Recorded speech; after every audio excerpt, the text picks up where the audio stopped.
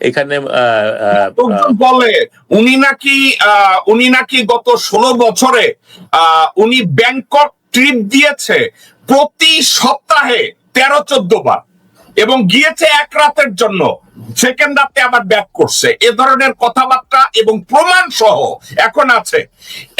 প্রতি সপ্তাহে উনি এমনও সপ্তাহ গেছে যে উনি 11 বার 12 বার ব্যাংককে গিয়েছেন, এবং ঢাকা এয়ারপোর্টের ইমিগ্রেশনে এই রেকর্ড গুলো আছে। 11 বার 12 বার রুমিন ফারহানা সিঙ্গাপুরে গিয়েছে, সপ্তাহে 11-12 বার উনি ভারতে গিয়েছে, শুধু রাত ওখানে থেকেছে বা কয়েক ঘন্টা থেকেছে, তারপরে আবার ব্যাক করেছে। চার্টার প্লেনেও উনি 2-1 বার এভাবে ট্রিপ দিছে, আবার ব্যাক করেছে। রুমিন ফারহানা সম্পর্কে এগুলো অত্যন্ত কমন। তো এখন অনেকে বলে যে মহিলা সপ্তাহে ব্যাংককের মতো জায়গায় 10টা ট্রিপ দেয়, সে আর বিয়ে করবে কেমনে? তার সময় কই? সে তো ব্যাংকক যায় আর এইখানে যায়। তো এই ধরনের কথাবার্তা আছে। জি, আমি বুঝি এটা।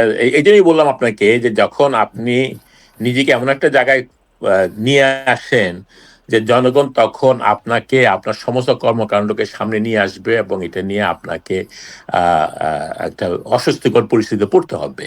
এই জন্যই আমি মনে করি যে আমরা যদি সত্যিকার একজন দর্শক, তার নাম জাহাঙ্গীর আলম, উনি বলেছেন 7 দিনে 11-12 বার ট্রিপ দেওয়া যায় না। জাহাঙ্গীর আলম সাহেব একদিনে উনি 2 বার ব্যাংককে গেছে, according to the immigration record. আপনাকে আমি বলছি, উনি একদিনে সকাল 6টায় প্লেন ধরছে, ব্যাংককে গেছে, ব্যাংকক থেকে ব্যাক করছে দুপুরের পরে, আবার সন্ধ্যার দিকে আবার ব্যাংককে গেছে। তো আপনি লজিক দাঁড় করাবেন না, ইমিগ্রেশনে গিয়ে চেক করুন। ঠিক আছে, ওকে মুজিব ভাই। ব্যাংকক তো খুব একটা দূর না, ব্যাংককে যেতে 1.5 ঘন্টার মধ্যে ফ্লাইটে করে চলে যাবে। এটা আমেরিকা আসতে পারবে না একদিনে 2 বার, বাট ব্যাংকক যেতে পারবে, এটা কোনো ব্যাপার না।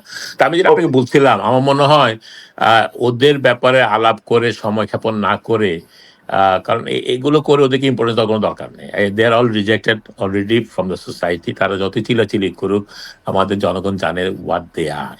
হ্যাঁ, তো এই জন্য মনে করি যে গোলাম মোল্লা রনি বলেন, এরা সবাই বলেন, মাসুদ কামাল, এদের দিন দিনই দেখেন এদের কিন্তু অবস্থান সমাজে আস্তে আস্তে পড়ে গেছে। যে সম্মান একসময় তারা ক্যারি করতো, সে সম্মান কিন্তু এখন নাই। এই রুমিন ফারহানার মতো রোগী, মাসুদ কামালের মতো রোগী এবং ময়লা রনির মতো রোগীরা যে ডক্টর মোহাম্মদ ইউনূসের সম্পর্কে বলছে যে সরকার প্রধান হইয়া উনি সরকারের পয়সায় ঘন ঘন বিদেশে যায়, এগুলো জাস্ট কুকুরের ঘেউ ঘেউ, এর বাইরে আর এটা নিয়ে বলার মতো কিছু নাই। এবং রুমিন ফারহানার মতো রোগী, মাসুদ কামালের মতো রোগী এবং ময়লা রনির মতো রোগীরা যে ডক্টর মোহাম্মদ ইউনূসের সম্পর্কে বলছে যে সরকার প্রধান হইয়া উনি সরকারের পয়সায় ঘন ঘন বিদেশে যায়, এগুলো জাস্ট কুকুরের ঘেউ ঘেউ, এর বাইরে আর এটা নিয়ে বলার মতো কিছু নাই।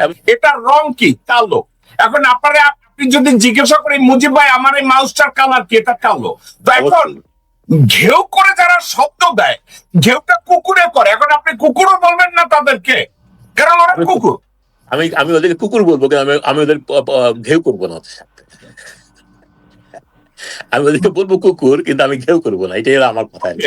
আমি যদি তাদেরকে বলি, ওকে ঠিক আছে, আপনি ভদ্রলোক মানুষ, আপনি করবেন না, কিন্তু আমি একটা শব্দ ওদের জন্য দেই, ওরা হচ্ছে সমাজের প্যান্ডেমিক, ওরা হচ্ছে একটা সংক্রামক ব্যাধি, ওরা হচ্ছে যক্ষা, ওরা হচ্ছে কলেরা, ওরা হচ্ছে এইচআইভি পজিটিভ, ওরা হচ্ছে এই।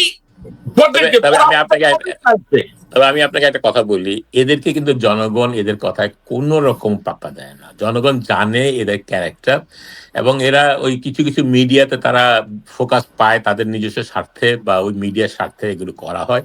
কিন্তু আমি মনে করি না যে দেশে বা দেশের বাইরে আমরা যারা বাংলাদেশের আছি, তাদের কারো এদের প্রতি সামান্যতম শ্রদ্ধাবোধ আছে বলে আমার মনে হয়। কিন্তু মুজিব, আর একটা কথা আমি একটু জিজ্ঞাসা করি, এমনি আমি এক্সাইটেড হয়ে না, নর্মালি বলি, আচ্ছা এসব লোকগুলা কিন্তু লেখাপড়া করছে, ওদের লেখাপড়া যে নাই তা না, এরা কিন্তু লেখাপড়াও করছে। এখন সমস্যাটা কি এইটা, ওরা জাস্ট পয়সার বিনিময়ে লিপ সার্ভিস দিতেছে বা চাকরি করতেছে, এই জন্য এইসব ননসেন্সি কথাবার্তা গুলো বলে, নাকি অন্য কিছু আছে? ওরা যা বলে এটা কি ওরা আসলে বিশ্বাস করে? আমি আমি একটা কথা আপনাকে বলি, আমি আমি জানি আপনি আমাকে একদিন আগে জিজ্ঞেস করছেন অনেকে পড়ালেখা করছে, পিএইচডি করছে। আমি কিন্তু এই পড়ালেখাটাকে অনেক বেশি দাম দিই না। আমি নিজে পড়ালেখা করছি, আল্লাহর রহমতে আমি অত্যন্ত উচ্চ শিক্ষায় শিক্ষিত, এদেশে কলম ইউনিভার্সিটি পড়ছি, কিন্তু আমি এগুলো নিয়ে প্রচার করি না, বলি না। কারণ শিক্ষা আর সুশিক্ষার মধ্যে ডিফারেন্স আছে। আর আপনার শিক্ষা দিয়ে যদি আপনার বিবেক তৈরি না হয়, আপনার সত্য কথা বলার যদি সৎ না তৈরি হয়, আপনি যদি একটা মিথ্যা জেনে শুনে একটা মিথ্যাকে প্রোপাগান্ডা করেন, অথবা আপনার বোধ শক্তি নাই এটা মিথ্যা কিনা এটা বোঝার, বা এটা একটা খারাপ জিনিসই আপনি বলতেছেন, এটা এই বোঝার যদি যখন আপনার বোধ শক্তি না থাকে, আপনি যদি 10টা পিএইচডি করেন, পিএইচডি কোনো ভ্যালু আমার কাছে নাই। বরং আমি একটা গ্রামের কৃষক অশিক্ষিত, সেই যদি তার নীতি নৈতিকতা ঠিক থাকে এবং সে যদি একটা কথা বললে সেটা সত্য কথা, আমি কিন্তু সেই গ্রামের ওই কৃষক যে অশিক্ষিত তার কথাকে আমি মোর ভ্যালু করব, যার 10টা পিএইচডি আছে, হার্ভার্ড থেকে পিএইচডি করে আসলো, আমার কোনো আসা যায় না, একটা মানুষ হিসাবে তখন আমি ওইভাবে তাকে বিচার করব। তো ওই যে শিক্ষা হলেই যে, শিক্ষিত হলেই যে একটা ডিগ্রি থাকলেই যে সে মানুষ, একটা ভালো মানুষ হয়ে গেল, তা না কিন্তু। ওকে, আমাদের মাঝে তাহলে আমি মুজিব ভাই এইটা কি কনক্লুড করতে পারি, যে সামাজিক ব্যাধি, সংক্রামক রোগী যারা, এই রুমিন ফারহানার মতো রোগী, মাসুদ কামালের মতো রোগী এবং ময়লা রনির মতো রোগীরা যে ডক্টর মোহাম্মদ ইউনূসকে সম্পর্কে বলছে যে সরকার প্রধান হইয়া উনি সরকারের পয়সায় ঘন ঘন বিদেশে যায়, এগুলো জাস্ট কুকুরের ঘেউ ঘেউ, এর বাইরে আর এটা নিয়ে বলার মতো কিছু নাই। এবং এগুলো বলার মধ্যে কিছু নেই, এবং এরা এরা নিজেরা হয়তো নিজেদের জন্য অথবা অন্য কারোর জন্য এগুলো করে, তবে এটাতে জনগণের মধ্যে কোনো আসা যায় না। এবং আমি বিশ্বাস করি বিগত দিনগুলোতে যা দেখছি এখন পর্যন্ত, এরা কিন্তু অলরেডি রিজেক্টেড মাল হয়ে গেছে। আপনি চিন্তা করে দেখেন, রুমিন ফারহানা একসময় যেই যেই তার সম্মান ছিল, আজকে সেটা নাই। মানুষ অনেক কথা বলে যেটা আমার বলতে ঘৃণা হয় এখানে।